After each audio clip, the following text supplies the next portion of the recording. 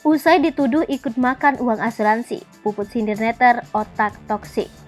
Uang asuransi Vanessa Angel sebesar 530 juta rupiah. Kabarnya sudah cair. Puput pun menuduh ayah mendiang Vanessa Angel itu memakai uang tersebut untuk keperluan pribadi.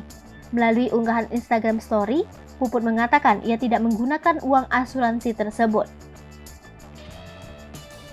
Puput lantas menyentil Dodi yang tak punya hati karena tidak memberikan sebagian uang itu pada cucunya Galaskai.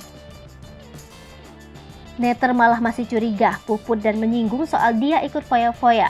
Menanggapi hal tersebut, Puput menyindir netter toksik.